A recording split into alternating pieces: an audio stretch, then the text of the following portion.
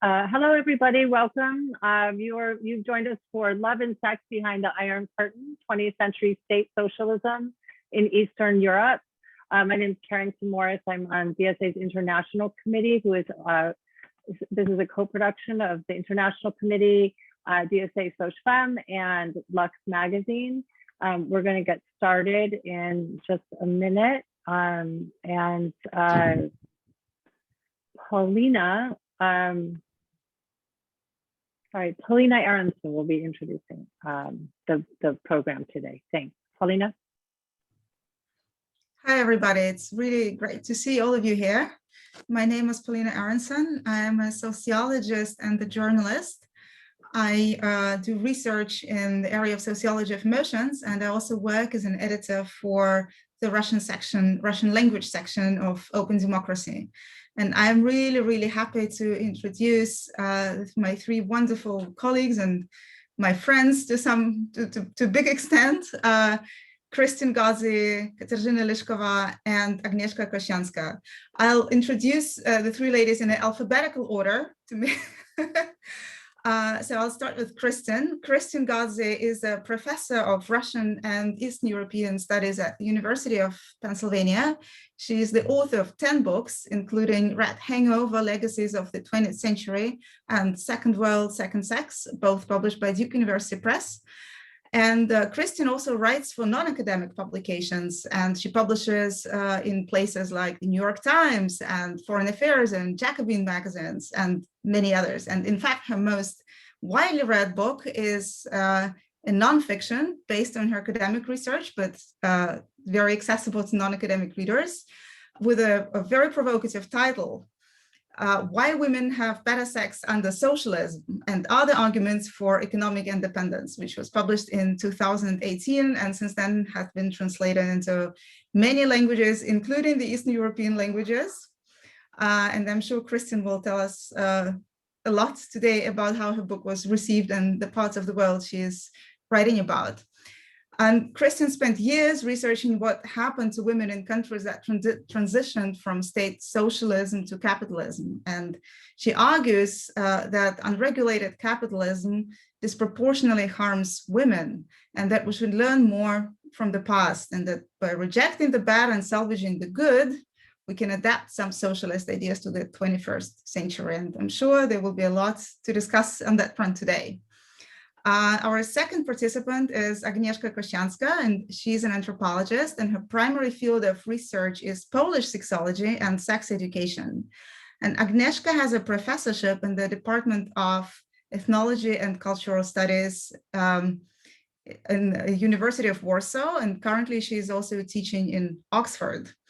And she's been on a variety of fellowships all over the world. The list is very long, but I will mention Harvard and the New School. Agnieszka is the author and co-editor of several volumes on gender and sexuality, including To See a Moose, The History of Polish Sex Education, and Gender, Pleasure and Violence, The Construction of Expert Knowledge of Sexuality in Poland.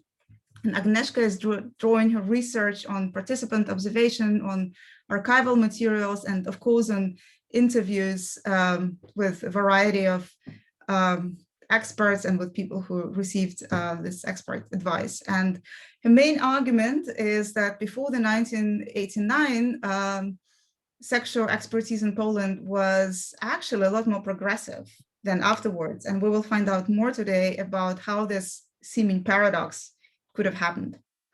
And finally, I'm very happy to introduce Kateřina Lišková, who is an associate professor of sociology in Masaryk University in Czech Republic in Brno. And her research focuses on gender expertise, sexuality, and social organization of intimacy in Central and Eastern Europe. Kateřina has just published a wonderful book called Sexual Liberation Socialist Style, Communist Czechoslovakia and the Science of Desire from 1945 to 1989. Has come out in 2019 in Cambridge University Press and has won a lot of recognition in the academic and also non-academic readership. And Kateřina reveals in her work how, in the case of Czechoslovakia, very important aspects of sexuality were actually very liberated by the 1950s. And, abortion was legalized, homosexuality decriminalized, the female orgasm has become a focus of research. And then later, during the process of normalization, after the Soviet tanks rolled into Prague, things went south to some extent. And good sex was to cement a lasting marriage and family, and gender discourses were reversed, and women were to aspire to be caring mothers and docile wives. Katerina's main argument is that, in contrast to the usual Western accounts highlighting that the importance of social movements to sexual liberation, in Czechoslovakia, we discover a variety of ways in which experts, such as demographers and sexologists and psychologists, advised the state on population development, marriage, and the family to shape most intimate aspects of people's life. So we have three wonderful speakers today with a very broad and very deep expertise in women's lives, women's sexuality, love, sex, and intimacy behind the Iron Curtain. And personally, I would like to start this conversation with all three of you and with our participants with a very graphic image of which demonstrates the difference between what looks like the Soviet femininity and the Western capitalism femininity. I will share my screen with you. There you go. The ladies on this picture in the middle are Jackie Kennedy, who of course you all recognize, and next to her is Nina Khrushcheva, the wife of Nikita Sergeyevich Khrushchev, the head of the Soviet Union, who went to the US in 1959 and brought his wife, the first lady of the Soviet Union, with him. And this picture never ceases to cause discussions, conversations, arguments on the Russian internet, because the contrast between the two women just seems to be huge. And there is a lot of comment now which highlights the femininity of American First Lady and the seeming unfemininity of the Russian First Lady. The beauty, the freedom,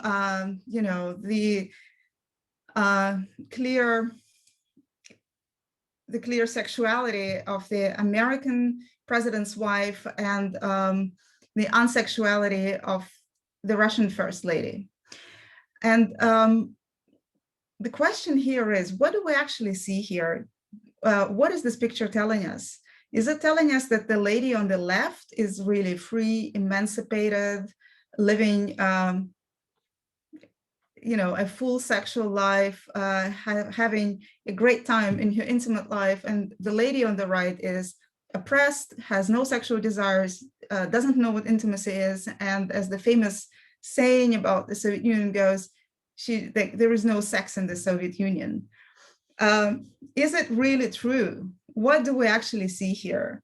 Can we really suspect that women behind the Iron Curtain were not emancipated, or were they emancipated in some other way, not like Jackie Kennedy? Kristen, I invite you to start. Okay, well, thank you so much for your very generous introduction. And I have so many things that I'd love to say about that photo. I do think that one of the most important things to say about that photo is that it has contributed to so many stereotypes about women in the former countries of the Eastern Bloc, but particularly of the Soviet Union.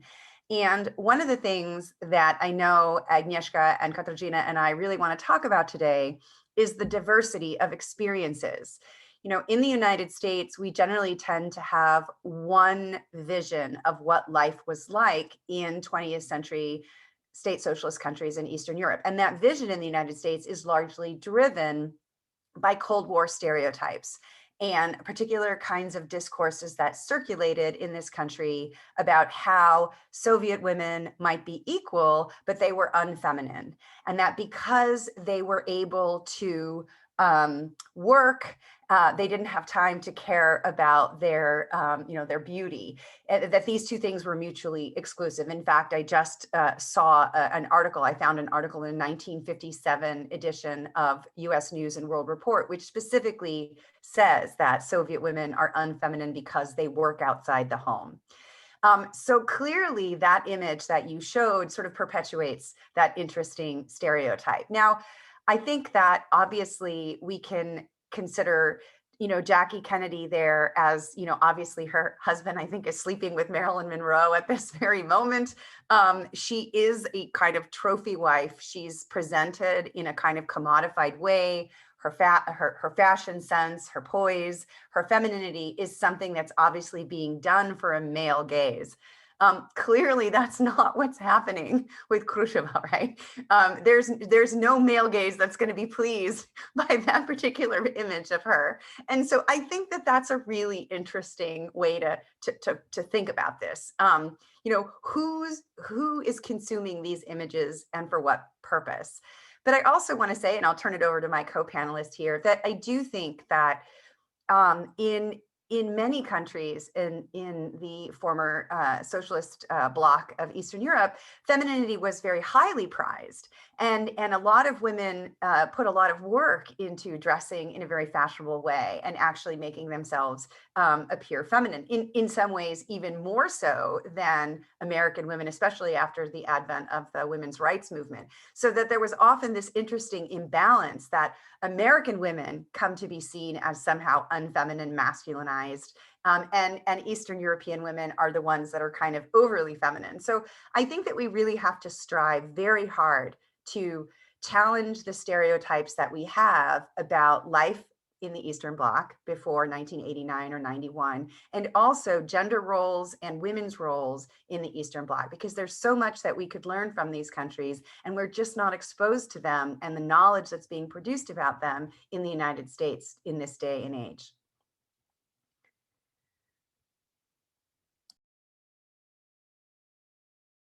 Agnieszka, do you want to jump in there?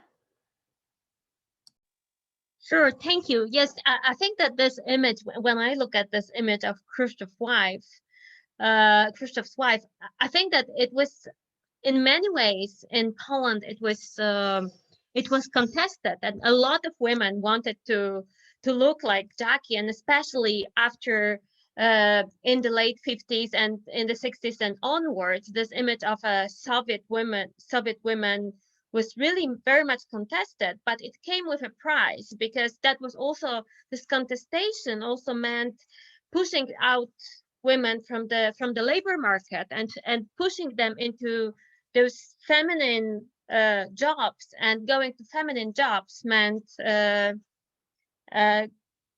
earning less that they used to when they were doing all those male jobs before Khrushchev's era. So I think from the Polish perspective, this image is really it's really contested. I mean, the image of a Soviet woman was very much contested, but it was also when Polish women were not encouraged to dress very nicely and look very sexy, they could earn much better than they did later on. Kateřina, do you want to add something? Yes. What we need to realize is, I guess maybe this audience is very much aware of that, but what happened at the very beginning of state socialism across the board was that with the class differences, also gender differences were being questioned, and the effort was to introduce equality. So not only on a class base, but also on the gender base.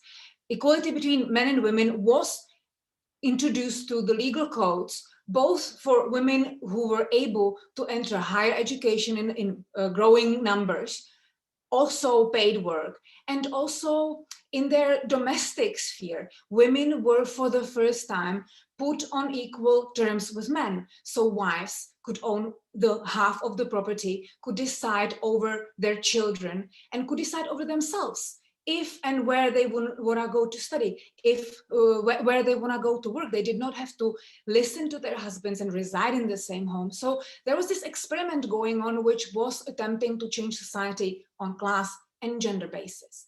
And it is interesting how quickly women got used to that and kind of forgot that it was connected to socialism, really. Because not even 20 years after state socialism began, in Czechoslovakia specifically, there was the contestation of state socialism and the reforms were being attempted and they failed. And after those failed reform attempts known as the Prague Spring, many people emigrated from Czechoslovakia. And there were educated women already who were leaving for the West, for example, West Germany. And they were very surprised that to get a contract with an employer meant that their husband needed to co-sign. When they wanted to get a bank account, their husband needed to co-sign. Nothing was free for West German women in the 70s in the free country that was West Germany. And these women were very much surprised because they thought, especially after what happened in Czechoslovakia in '68, that the West was the free land where people, irrespective of their sex, were to be free, only to find out that it was much more complicated and that what socialism actually brought to them was an unparalleled level of gender equality. Yeah, I just want to add one thing there, just to emphasize what Kateřina just said. There was a conference in Mexico City in 1975. It was the first World Conference on Women. And I interviewed a Bulgarian woman who said that when she was at the conference, she overheard some American women who were bragging about the fact that Harvard, Yale, and Princeton were now admitting female students as undergrads, and that it was only a matter of time before Columbia would do so as well. Columbia doesn't actually go coeducational until 1981. And she had heard that American women were not allowed to attend these elite prestigious universities, but she literally thought that it was communist propaganda in her own country. She did not believe that that was the actual state of gender, the situation of gender equality in the United States, that women were being banned from Harvard, until she overheard an American woman bragging about the fact that it had been accomplished in the last couple of years. And this was in the 70s. So my question is then how is it possible that women in the USSR, where I was born in the 1980, for them, it wasn't at all clear that they actually enjoyed some special rights, that their life was actually that their life could have possibly be better than the life of women in the West, because the interface of their lives was deficit of everything, deficit of, stockings, and then with deficit of proper medical care. And yet my grandmother defended a PhD in physics in 1949, and she was one of hundreds of thousands of women who had access to academic education and to academic degrees at that time. But she would never call herself a feminist. I think she would be appalled by the idea. My mother, who thinks God is alive, and we talk very often about those things, and she used to be an editor-in-chief in a newspaper, and she enjoyed all those things that you're talking about, that socialism has ostensibly given to women. And yet she also does not understand the concept of feminism. She does not understand why is it important to talk about those things. And she does not think that Soviet Union has given her anything special. How is it possible that there is such a low sense of reflection in the former socialist countries about what was maybe not so bad about socialism? And we have a comment here in the chat with one of our listeners stating that one of the greatest gains of the Bolshevik Revolution was the abolition of sexism. How come we didn't notice?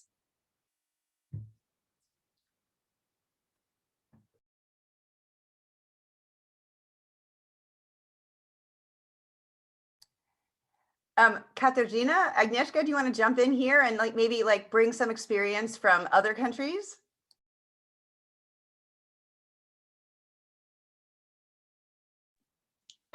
I always think that it is when people are given something from above, they don't think of it as anything else but natural. You know, it's theirs. It's theirs. Whatever. Who knows who gave it to us? People really very quickly forget that things were different even in their own lifetimes. Or the lifetimes of their parents. It's just normal because it's the law. Everybody has it. Everybody's there. Women at universities, women at workplaces, and people get really quickly, they get used to these good things in life, really.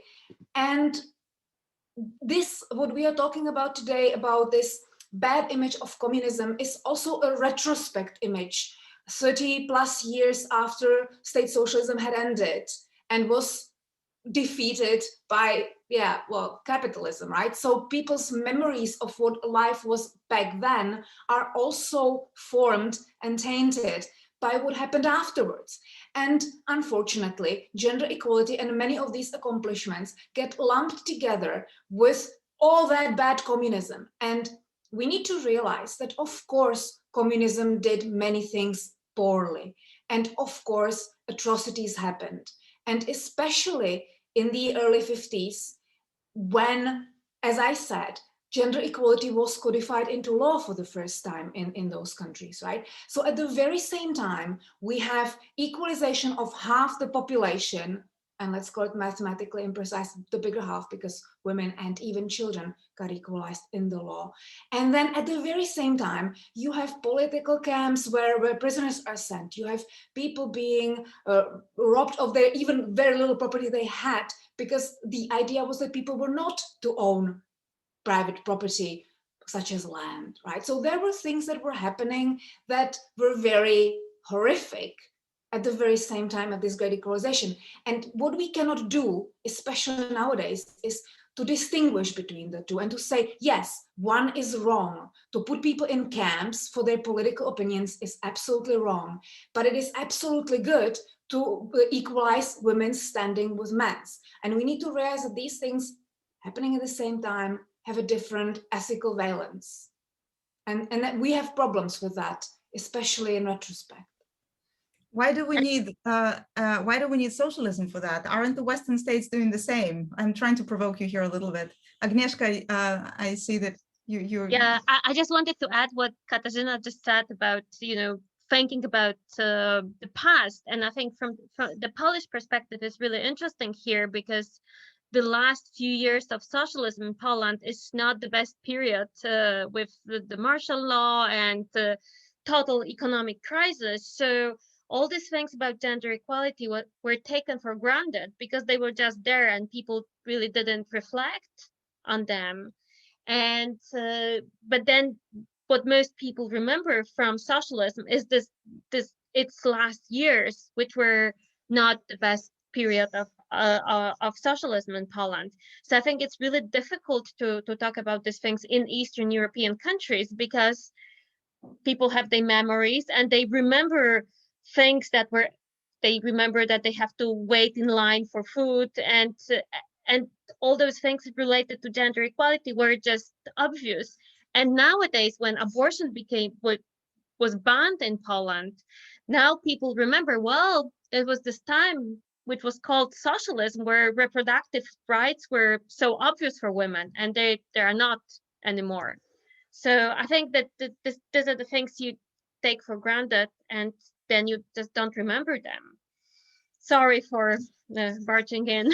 Yeah, no, I want to just add to that too, where I do research in Bulgaria, I think that, one of the things that we see pretty clearly is that there's actually quite widespread nostalgia these days for this particular period of the past, precisely around the social safety nets and the stability, right, that people had. Like, you knew that you were going to have a job, you knew that you were going to have water and heat, probably some medicine. No, you definitely didn't have jeans. You definitely didn't have any really good consumer goods. But I also think that it's important to point out, and we were talking about this yesterday, the four of us, when we were on our own little private call, that there were really important differences.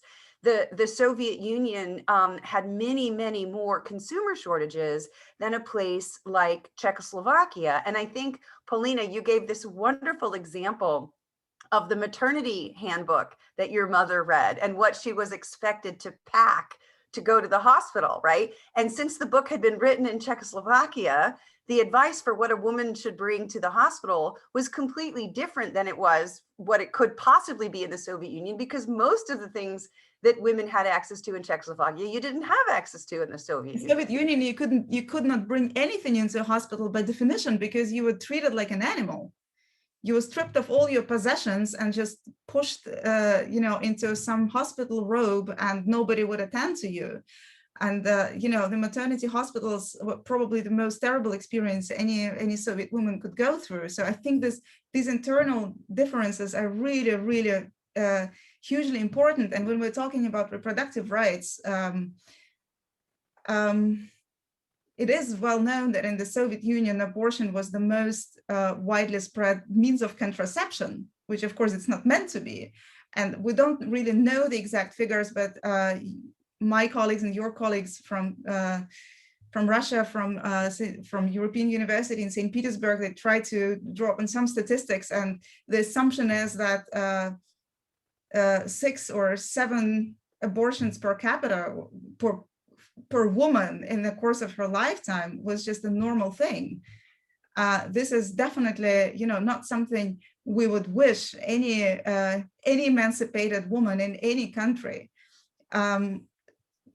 Can you maybe speak a little bit more about differences in sexual education and also in sexual health in countries behind the Iron Curtain, so that we don't lump it together and will really make very important differences here?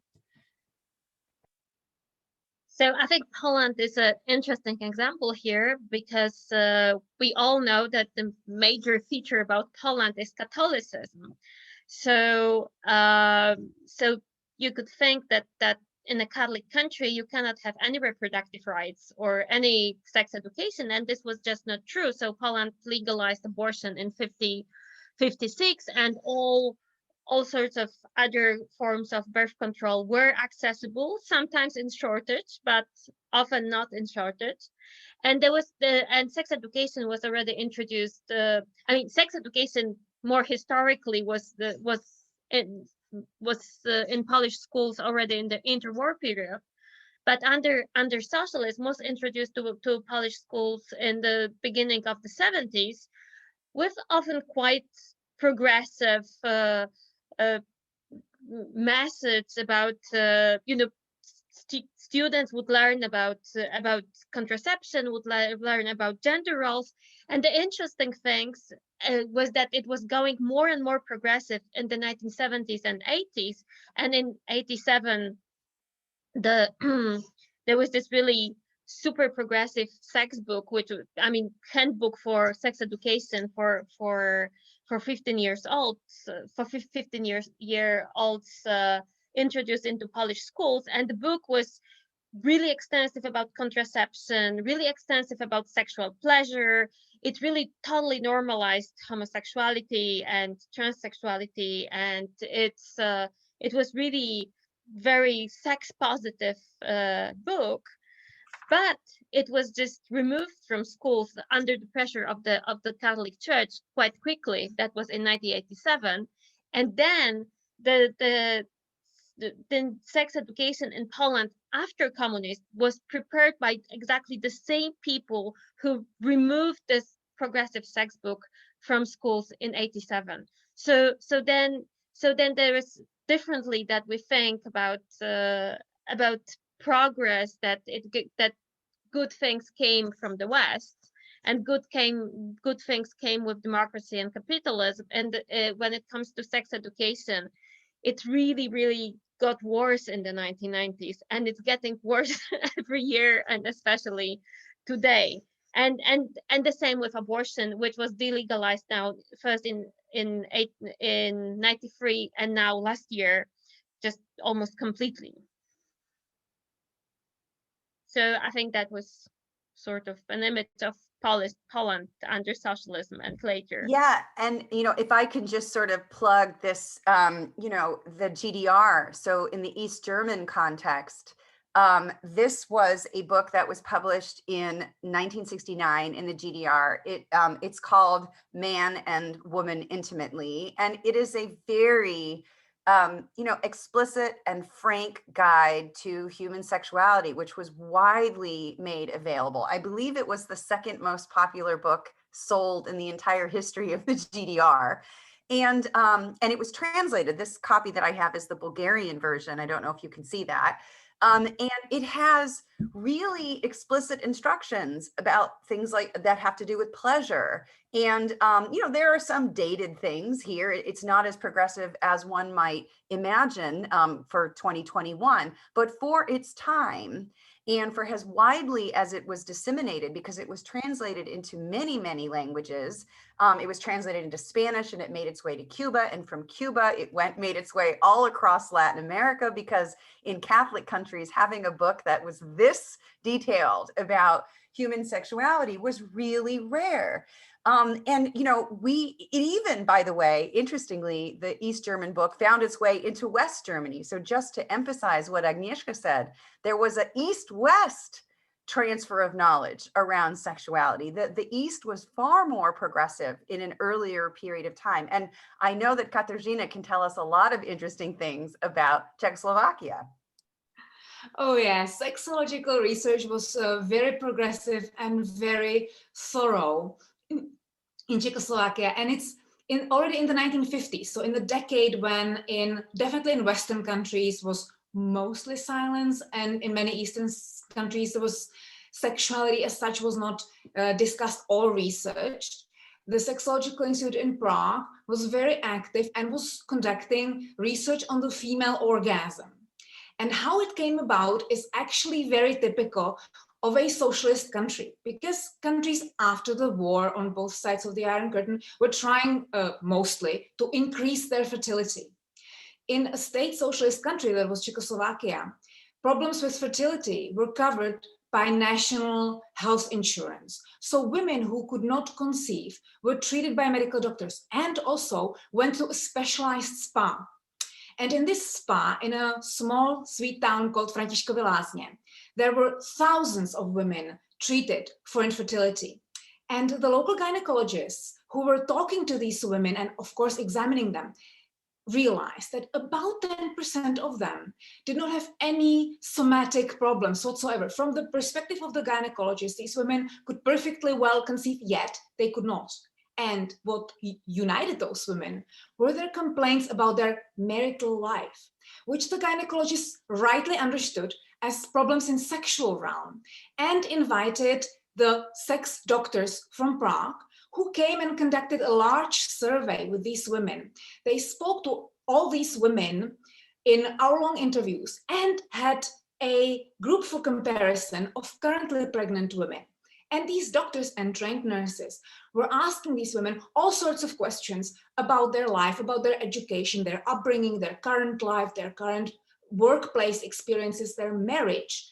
And what they found out was that these women who could not conceive were 4 times as less likely to be loved by their husbands or to love their husbands than the women who were currently expecting a child. And these doctors realized that indeed, for marriage to be functioning, also in the sexual realm, the partners needed to love each other.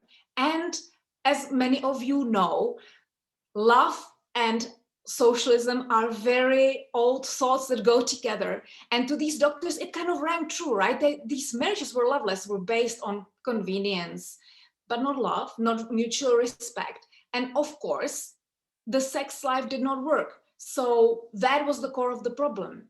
And then at the end of the decade, or at the end of the 1950s, there was a conference devoted specifically to the female orgasm, where medical experts actually concluded that for women to enjoy orgasm, to have satisfactory sexual lives. They needed to be equal to their husbands who needed to participate in housework and to participate in child rearing. Without that, there could be no orgasm and no sexual happiness. And that was a fairly widely shared view.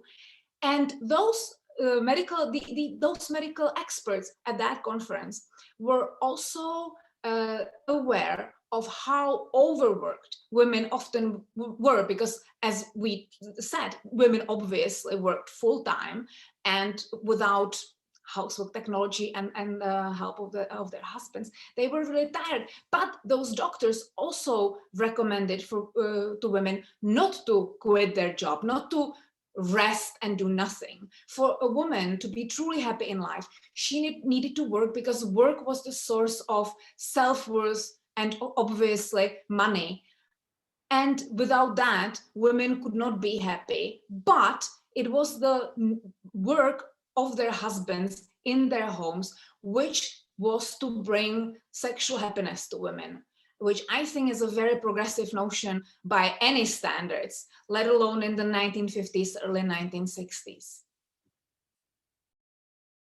Could I add to that, to say that also in Catholic Poland, female orgasm was widely discussed, although a little bit later. So I would like to show you a scan of one of the major, because Kristen showed the Bulgarian / Eastern German book, and Kateřina was talking about Czechoslovak. So this is this is a scan from the most popular Polish sex book, which sold 7 million copies. This was the book by Michalina Wisłocka, The Art of Love, or The Art of Loving. And then she has all those sexual positions and how the penis penetrates the vagina. I don't know if this kind of words could be used in the US, but then this is the Polish book from the late 70s, and this position is from the anthropologist Bronisław Malinowski, The Sexual Life of Savages. So she used it to present the book was really popular back then. So I think this and there were 30 pages of positions and orgasm achieved through certain positions. So I'm assuming that in Poland, orgasm also was important.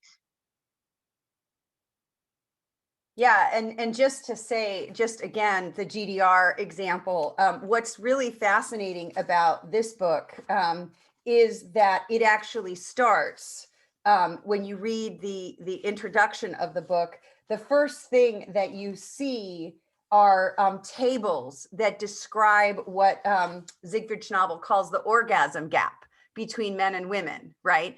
And how, and what's wonderful about the book is this, the language of an enlightened socialist society is about achieving equality in all realms of our lives, including in the bedroom. Okay, I have to, I can't keep it inside of myself. I really have to share it. A few years ago, I was in a relationship with an American man who lived in Berlin, and our first night together, I came into his house in Berlin, in Kreuzberg, and out of somewhere, he pulled out that very book, Kristen, and suggested that we read it loud to each other. So its popularity is still remaining. But jokes aside, I wonder what went wrong in the USSR, because everything you're talking about, it just doesn't ring any bell with me. And just a few days ago, I was reading the re-edition of a samizdat, self-published journal, Women and Russia, which came out in 1979 in Leningrad and was organized by a group of, you could call them feminists, female activists from the USSR. One of them was imprisoned at the time. The others were, some of them didn't have jobs any longer because they were expelled from, the decent society. They drew up this, this journal, this collection of essays, which are very, very different. You know, one of them is a believing Orthodox, was a believing Orthodox. The other ones were absolutely agnostic, and they were writing each about very different aspects of their lives, but the tone of the manual is a shout. It's a scream. You know, they're screaming. They're writing about absolutely horrible experiences in very, very different realms of of life in the USSR, and there is just nothing that you could say, okay, maybe there is something to save there. What went wrong there? You know, why did we have it apparently so much worse than anywhere else behind the Iron Curtain? Yeah, I think that's a really great question. And it's worth also mentioning here that Romania and especially Albania, there were real differences. The situation in Romania was really horrific for women after 1966. There was no contraception, no access to abortion. The state essentially nationalized women's wombs, and it was a very hostile place to be a woman. And I think it's really important, again, as I said at the very beginning of this, event, that we should make big distinctions between the countries of the former Eastern Bloc. But, I think in the Soviet Union, if you go back to the 1920s and you read a book like Alexandra Kollontais' The Autobiography of a Sexually Emancipated Communist Woman, that was the name of her autobiography in 1926, and her essay, Make Way for Winged Arrows, there was an initial push to liberalize sexuality. Our colleague Dan Healy has written about the decriminalization of homosexuality in the Soviet Union. Abortion in the Soviet Union was legalized in 1920. So there was this really early period of liberal sort of sexual experimentation, which gets really shut down by Stalin with the 1936 Family Code. And Wendy Goldman's book, Women's State and Revolution, really wonderfully traces all of the debates in the 1920s. And I think that it's, the answer to the question, as with so many things about what was wrong with the Soviet Union for so long, come back in some ways to Joseph Stalin. After Stalin dies, things start to liberalize again in the Soviet Union, but you never have the kind of sex education, you never have the kind of liberal discourse until the 80s, I think, with Gorbachev, right? It starts late. There are moments, right, where there are these openings. But I do think that it's really important, if you read a short story, the novella Week Like Any Other by Natalia Baranskaya, for instance, the suffering and the struggle that many Soviet women faced between trying to care for their families and trying to work full time, for instance, without the support of the state that they thought they would have, that Alexandra Kollontai hoped to give Soviet women. And then the male leaders in the Politburo don't really come through in those promises because they have other priorities. I do think that the countries of the Eastern Bloc who came to socialism after the Second World War, however, come at a moment when there's Cold War competition around women's rights. And, the East, to a certain extent, really was ahead of the game, as we've all spoken about here. And that becomes a kind of soft Cold War area where they can really say, hey, look, socialism is doing all of these good things for women, which then puts really important pressure on Western countries, on Western Germany, on the United States, on the UK, in France, everywhere. So, but unfortunately, I do think that when we look at the lived realities of women in the Soviet Union, it is not nearly as progressive as it was in other places in the Eastern Bloc, especially when we look at a place like Yugoslavia, which was non-aligned, which was very open to the West. People could travel. They didn't have the same level of shortages. They had much more, flexibility. I was really surprised to see the Yugoslav state actually produced sort of soft porn magazines. My grandfather was, he worked as an engineer in Yugoslavia, and he was bringing my grandmother underwear. Yeah.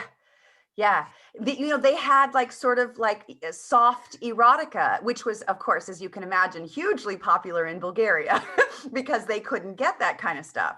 So there was a huge difference. And depending on where you were, I think that the Soviet Union was a much more closed society around issues of sexuality than some of the other countries of Eastern Europe. Now, why that is a question about, that's a bigger question. Like, was that a function of socialism? Was that a function of sort of Russian Eastern Orthodoxy? Was that a function of sort of the differential makeup of urban versus rural populations? I mean, generally speaking, rural populations tend to be much more conservative in the sexual sphere. That helps explain a little bit about what was going on in Romania, for instance. But I think that these are these wonderfully fine-grained distinctions that we need to address when we talk about the experiences of 20th century state socialism, and that I hope that panels like this, try to get people to think about, that this was a much more variegated and interesting and complex set of experiences than we've come to learn about, especially in the United States. Can I just say one word to Kristen? What you are suggesting, what you are saying is that Eastern European countries such as Poland or Czechoslovakia or Bulgaria or East Germany, where in these countries certain early socialist ideas about women's emancipation were more advanced than in the Soviet Union. Yeah, I think that's an interesting interpretation to see how these countries were more socialist than the Soviet Union. They were. I mean, remember, all of these countries, I mean, you guys know this, but all of these countries have early socialist movements, right, that date back to the early 20th century, even the late 19th century in some cases, right? And so, I mean, Rosa Luxemburg, right, was Polish before she emigrated to Germany. And I think that you have to remember that socialism as an ideal isn't born in the Soviet Union, right? Unfortunately, in the United States discourse, it gets completely, tarred with the experiences of the Soviet Union, but it's an ideal that's long predates the Soviet Union, has a longer history in Europe, and even in many of these socialist countries that became, communist after the Second World War. And that's the kind of thing that people, even in the region, people tend to think that like Soviet communism, comes, and it does after the Second World War, through Soviet imperialism in many cases, but the origin of some of the ideas, especially as Kateřina said, this linkage between love and socialism, right? That goes back to like August Bebel writing in Germany in 1879. Those are discourses that are circulating well before the establishment of the Soviet Union in 1917. May I throw one more thing in, which would speak to the post-World War II developments? Because socialist states are quintessentially modern states. They build themselves on modern ideas. And one of the very modern ideas is that of expertise. And I think there is a very, for me, persuasive correlation between the openness of discussions of sexuality and countries' progressiveness, and not gender, mind you, sexual, because I said gender was across the board, right? The countries liberalized gender codes at about the same time. But when we are talking about sexuality specifically, I think that correlates pretty well with how established particular experts were in those countries at a given point in time. So Czechoslovakia, as I said, did that research on the female orgasm during the 1950s. It did a very fundamental research on male homosexuality, based on which homosexuality was decriminalized in Czechoslovakia in 1961, way before it happened in Western countries. So it was solely expert fueled and driven. And I think also in Poland and in Hungary, the sexual matters get much more progressive when more experts jump in and seize the public imagination.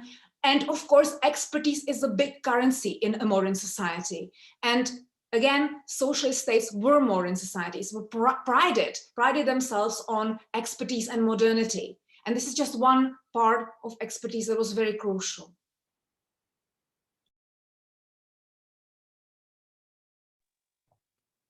Thank you. I would actually like to steer the conversation to somewhat, slightly different focus. And, we're talking a lot about the sexuality and how women should be sexually pleased or not.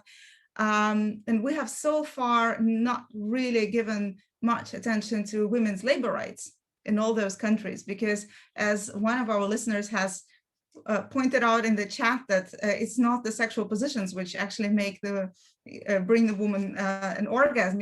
I guess we could all agree to that. Kristen, I guess one of the main arguments you make in your book, that of course it's not the positions, but it's the general sense of economic equality and of access to social goods, such as education, such as healthcare, such as childcare.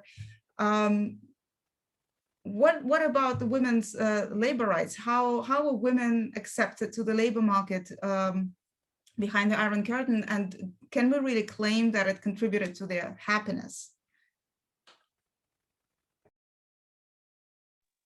Well, I think, of course, oh, go ahead, Kristen, you want to?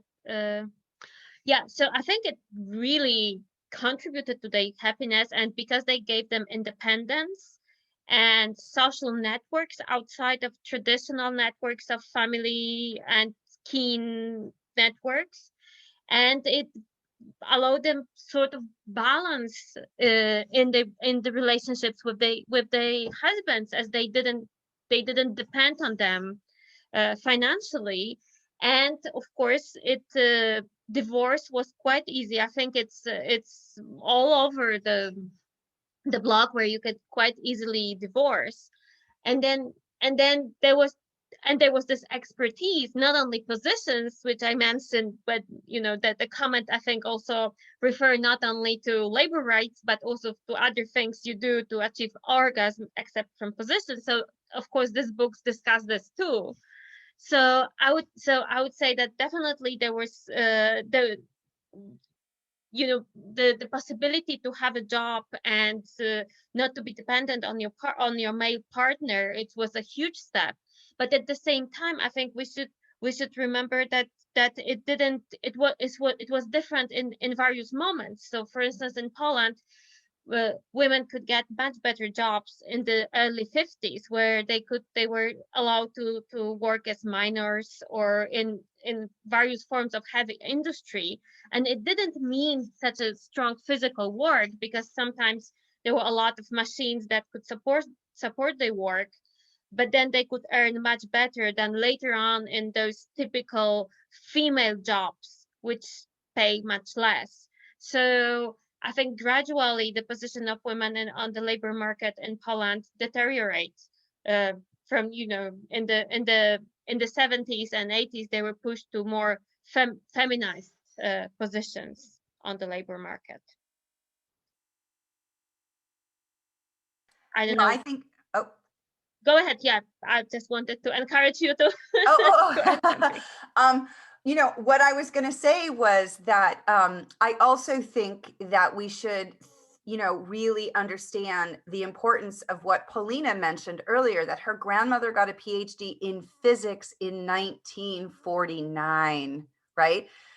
In 1957, I recently read a manpower planning council report from the United States, which was worried about the fact that this was American government information, that in 1957, the Soviet Union was graduating 13,000 engineers that were women every year. And in the United States, we were graduating far less than 100. And so this was an American government report saying, we have a problem. We are going to get our butts kicked in the space race if we don't start educating and training women in fields of science and engineering, right? Which the Soviets had been doing since the 20s. And I think that when you have these generations of women in science, I mean, we still have such a huge problem in the United States around STEM jobs being overwhelmingly male. And not surprisingly, they're also better paid than a lot of jobs in our economy. Whereas if you look at a country like Bulgaria or Romania, something like 30 to 40% of current engineers and people working in the technology sector are women, right? It's completely normal for women to go into these fields. There was a 2018 study that was done called Girls, Math, and Socialism. And in this study, they looked at all of the EU member states take a diagnostic test in mathematics, like middle school kids do this.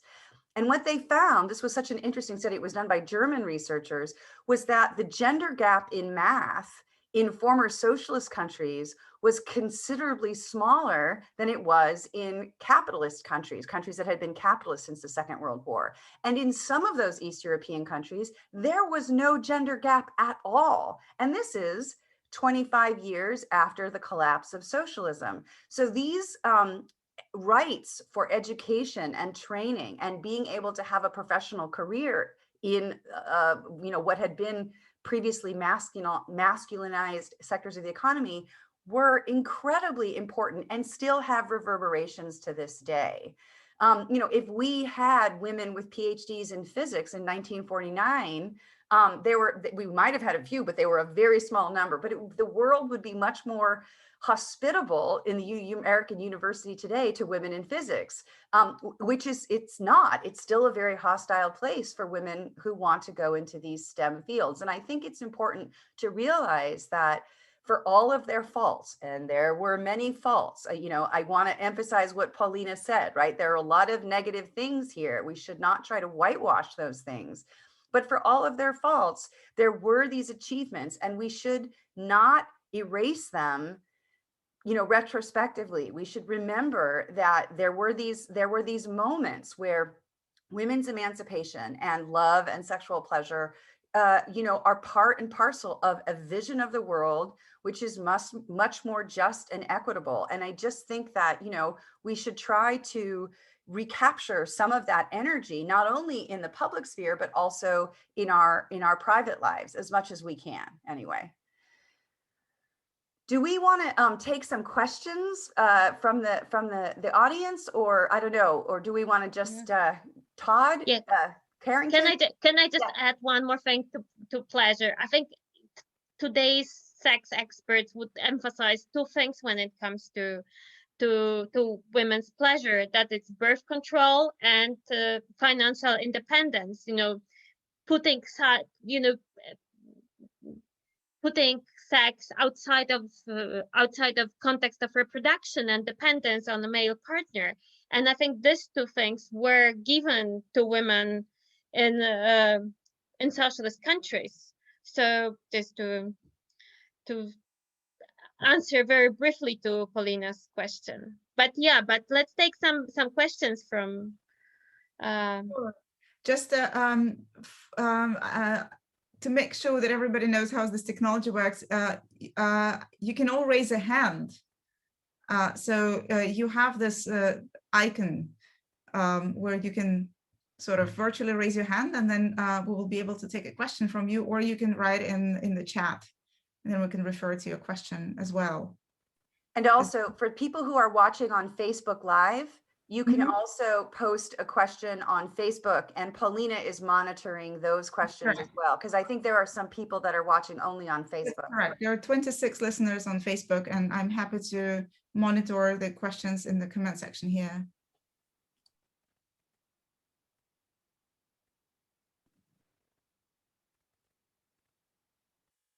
Anybody?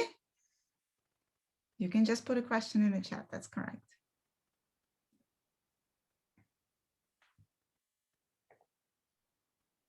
I might suggest that you all do maybe one more round while people are thinking of kind of comments, and then give people 5 minutes to kind of think of questions. Right. I will ask my question again. So I hear again and again, you keep saying, yes, we need to give women, we have to make sure that women enter the fields of science and technology. We have to make sure that women have, that there is available sexual education. And we need to make sure that women have reproductive rights. And of course, some of these things are really in the decline in some countries, like we can see in Poland with the reproductive rights. But at the same time, this agenda is heavily discussed by the Western feminists as well. We see it everywhere, we see it in the US, we see it in Germany, we see it all over the place. No Western feminist would, ever disagree with any of this. So I'm going to provocatively ask you one more time, why do we need socialism for all of this? What is so special about it? What can we learn from it that is so different from capitalist take on equality? Yeah, and here I'm just gonna, like, you know, again, I feel like in some ways this is an audience that's very aware of this argument, but it's probably worth rehearsing, right? That free markets discriminate against anyone who has primary caregiving responsibilities in the home. This is labor that is performed generally for free in the home, largely, although not exclusively, by women. And when you have a certain section of the population which is going in and out of the labor force, and we have seen this very clearly during the coronavirus pandemic, right? Where schools closed, kids are home, both parents are home, but who ends up doing the vast majority of the homeschooling? Who ends up doing the vast majority of the domestic labor that needs to happen? Who is leaving the labor force? In the United States, I believe in January, we had 3 million women leave the labor force because they have these domestic responsibilities at home. When you have somebody who is constantly moving in and out of the labor force because of caregiving responsibilities, employers factor in the unreliability of that labor in a free market system, and they lower the wages for those laborers. This is what's called statistical discrimination. So in a system where primary caregivers, because of their unreliability in the labor force, are given a lower wage, when you have, in this case, a heterosexual couple, and somebody needs to stay home with the children, either because of the coronavirus pandemic, or because childcare is inaccessible, or because you don't have access to healthcare, or you don't have access to sort of a broader social safety net, who's going to be the person to stay home? It's always going to be the person who earns the lower wage. And so this is a vicious cycle. It is statistical discrimination that feeds upon itself. And the only way to break that cycle is by state intervention in the market. And to the extent that in the United States, any form of state intervention in the market, especially around the expansion of social safety nets, is immediately jumped on by the right wing and called socialism. That's what it has to do with socialism. Socialism is about expanding social safety nets so that people have a floor under which they cannot fall, so that children have an equitable chance of having their basic needs met, of having education and healthcare and housing and all of these things that we view as really important. And I think that, too often what happens in discussions of any form of socialism, and I know that people who are on this call are well aware of this in the United States context, is that if you talk about expanding social safety nets, immediately you're talking about the gulag and the famine and some kind of slippery slope to a gray, bleak totalitarian hell that is the Soviet Union in the 30s. And there are so many, it's not fair because you all are in Europe right now. You live in countries with large social democratic parties, large left parties. The political spectrum in Europe is so much wider and more robust than it is here in the United States, so that we have to fight for things that you take for granted, like universal health care, like subsidized childcare in kindergartens, like federally mandated paid parental leaves. We have none of that. And I think that that's where this conversation is so valuable for understanding that this is all very possible. And in fact, it's a reality in so many countries around the world.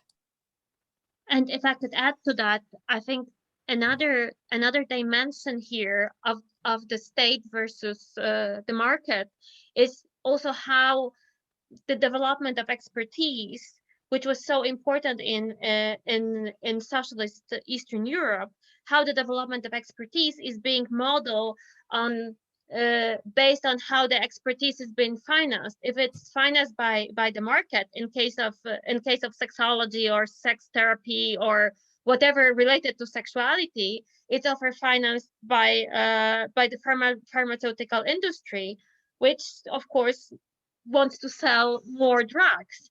And then in the case of, for instance, Polish sexology, it was financed by the state, and Polish sexologists in the 70s or 80s, they just discuss issues which we could now call intersectionality in the approach to sexuality, because they believe that sexuality is developed, it's your sexual life is constructed by all things like not only gender, but also the economy, culture, society, religion, everything influence your sexual life and your relationships. So I think this is another dimension to what Kristen was saying, that in order to have a good expertise, you need to have an expertise which is independent from the market.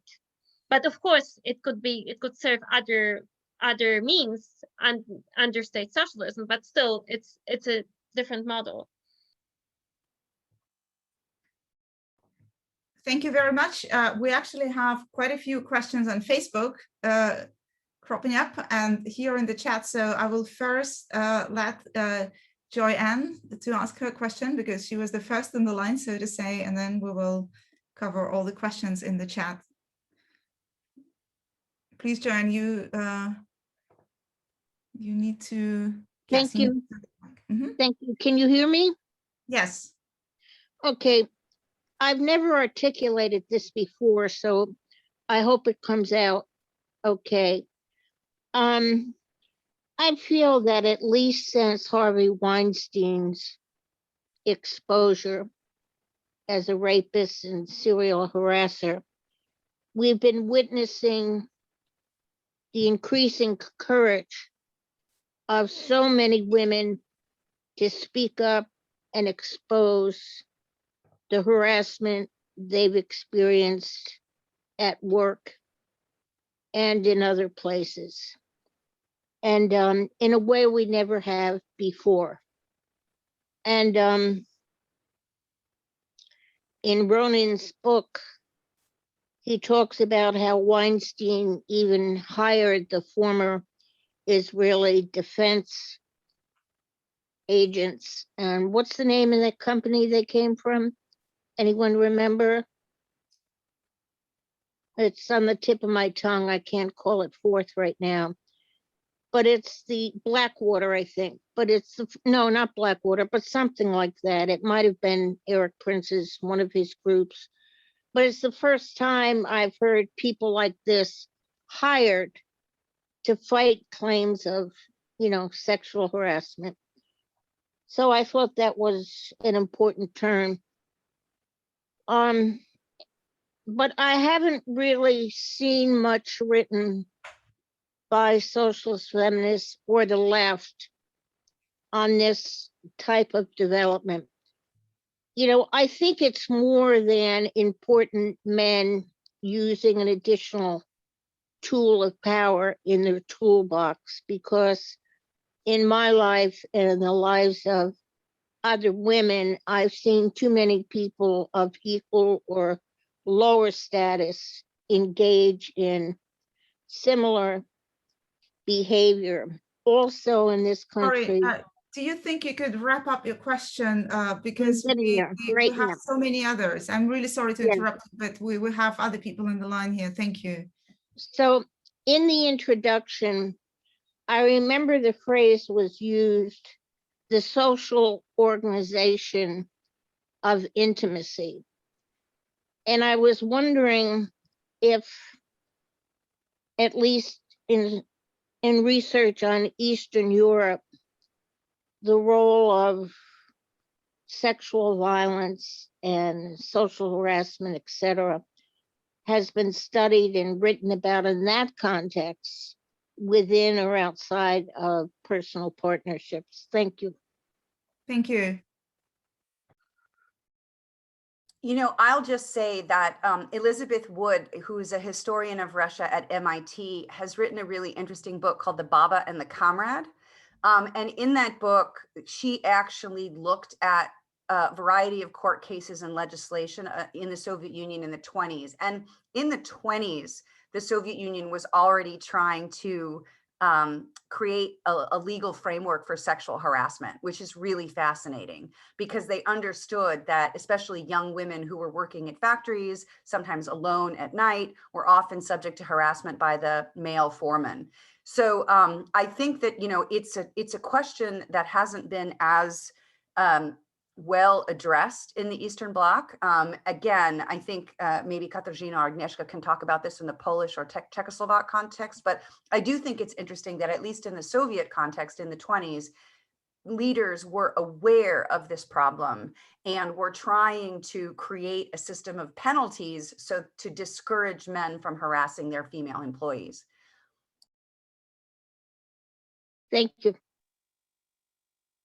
Yeah, this was also addressed, I think, in one of the Polish sex education books from the 1950s, that women who work side by men in those male jobs, they should be treated with respect. And I think the problem of harassment of these women, sexual harassment at work, was recognized and addressed. But of course, this is not to say that countries like Poland were very good at preventing sexual violence, although I have to say that Poland had really progressive law when it comes to rape and more broadly sexual violence, and rape was really understood in much broader sense, but much I mean was really broadly, a lot of sexual activity could be defined as rape legally, but of course the legal court trials were not always very well managed when it comes to stereotypes and victim blaming. I think that's kind of universal, East and West. Thank you. I have to summarize, I'm afraid, the questions that we have both on Facebook and here, sort of topically sort them so that we can address at least all the issues that people want to discuss. There are a few questions about how the socialist gender politics have been influencing and are still influencing the situation now in the Eastern European countries. You know, whether gender relations in the families are still shaped by the previous politics, whether the public life is shaped like this as well. So maybe one of you to answer this question. Kateřina, would you like to say something on that?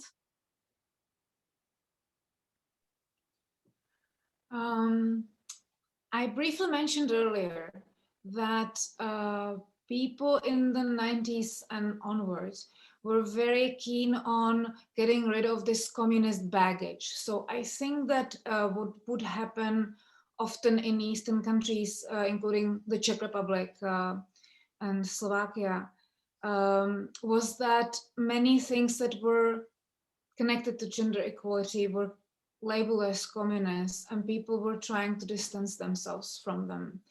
And there was this renewed quest for femininity in the East, which manifested itself by at first run to porn shops, as Dagmar Herzog documented for East Germany after the fall of the Berlin Wall, or in many other Eastern countries, including Czechoslovakia and Czech Republic, by this attempted perfect motherhood, stay-at-home moms, endless extending of maternity leave, not parental, but maternity leave. Those were the features of the 1990s, and many of these new ideas from the progressive West, which we need to catch up with, was the slogan of the day.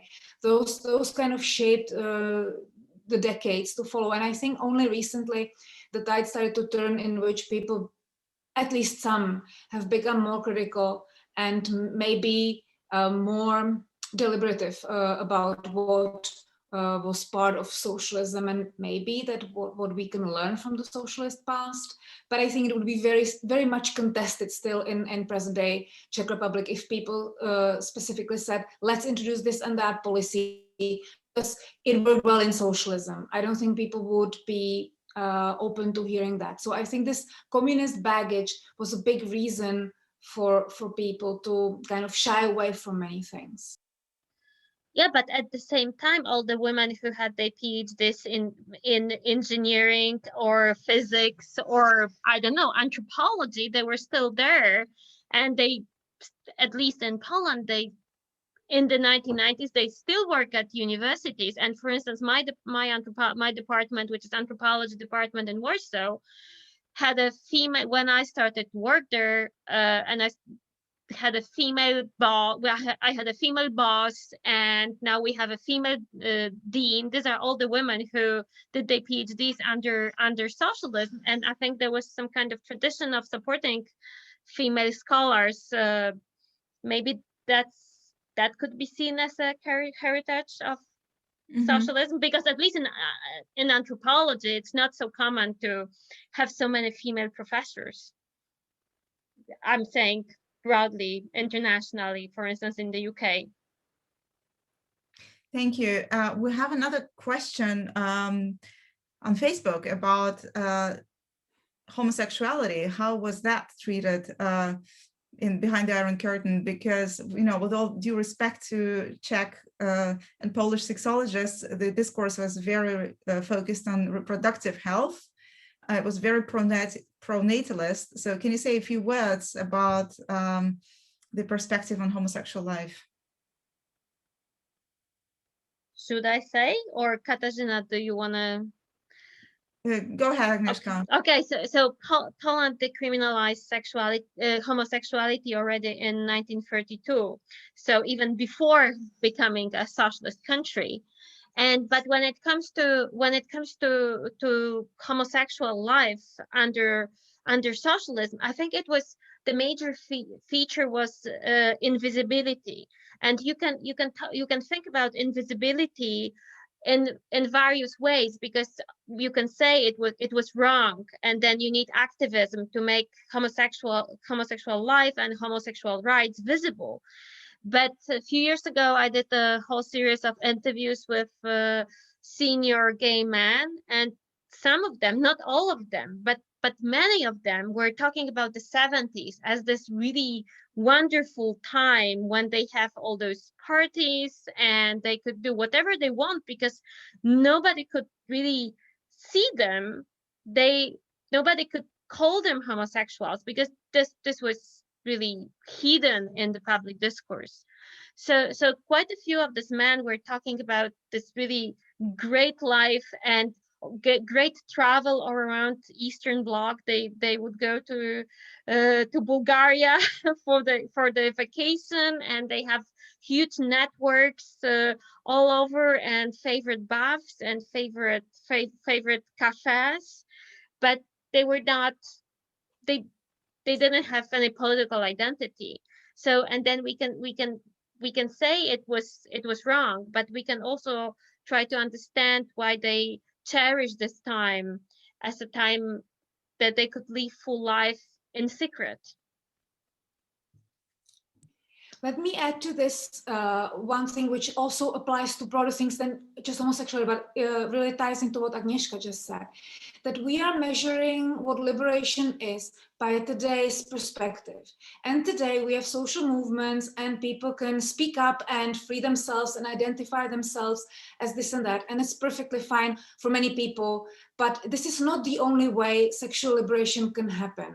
People can be emancipated and liberated in many ways. And also at different times, liberation is something different. And we cannot make this presentist mistake by measuring the past by the yardstick of today. And I think what we should try to do in order to educate ourselves and broaden our horizons is to understand how people back then lived and were happy and navigated life without things that we would otherwise think are indispensable, like gay movement and gay identity and LGBTQI. Those things were obviously not happening. And it also goes to the previous question about sexual harassment, right? The concept was not really there. So you have a different way of understanding society and social reality, given what is speakable in the public, and some things were not speakable.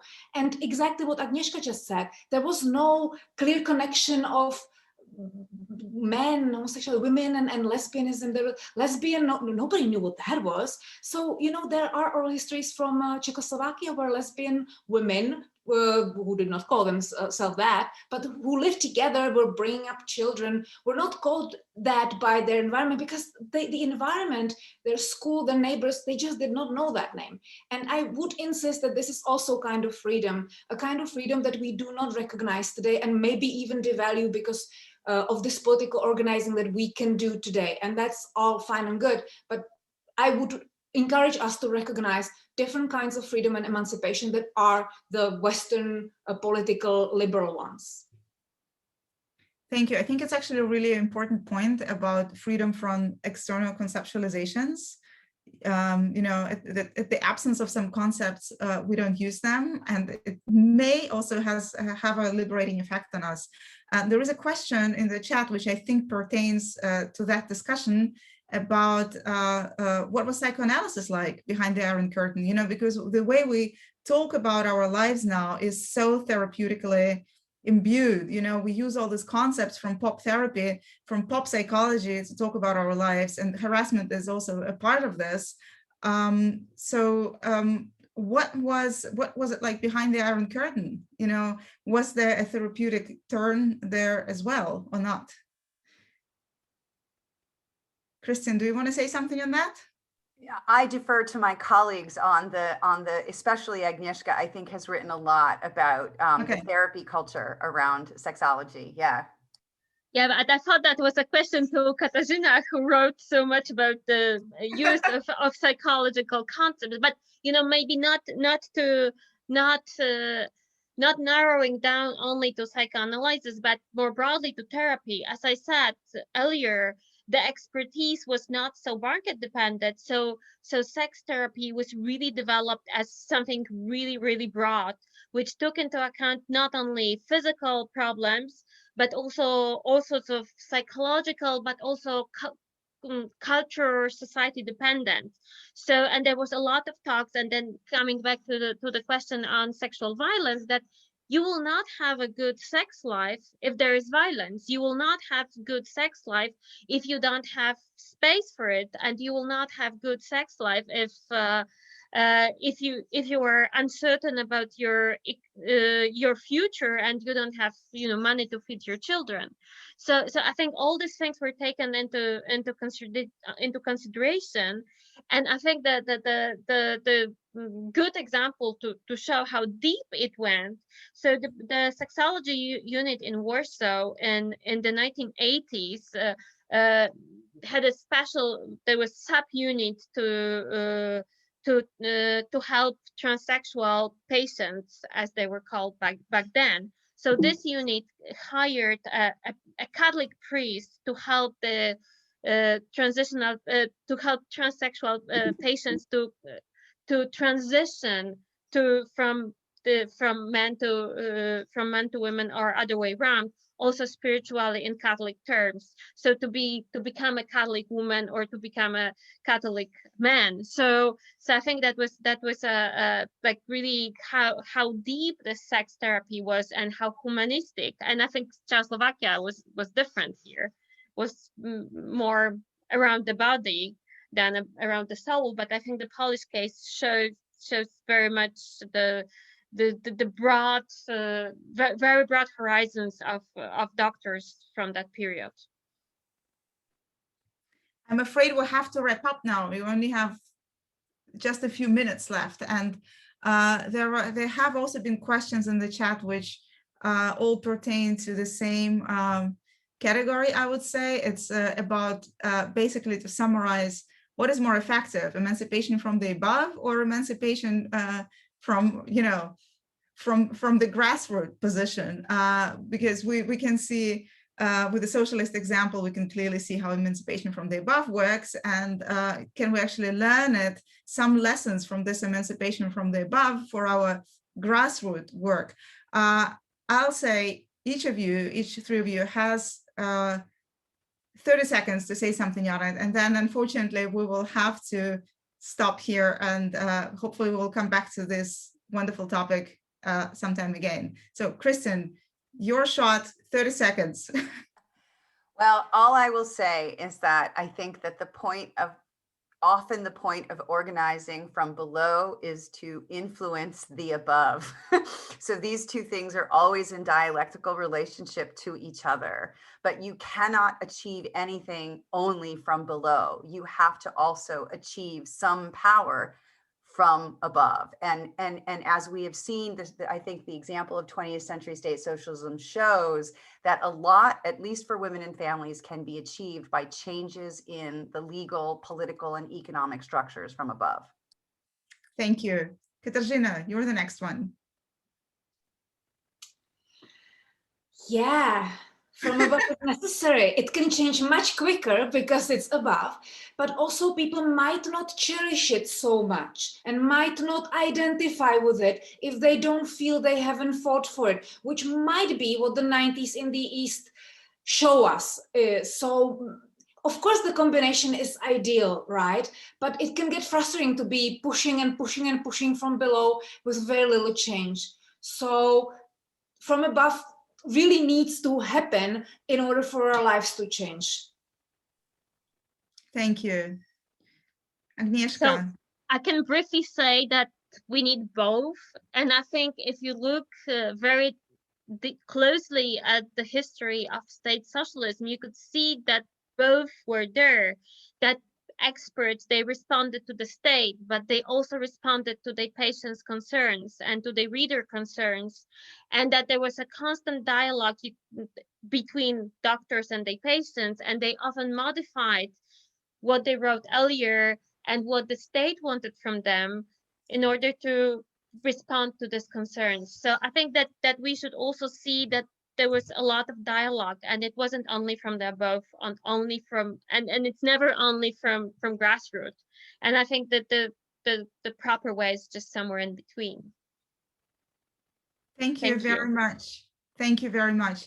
It's been a pleasure to talk to all three of you. I very much hope that we will continue sometime soon, and that the DSA will want to talk to us again.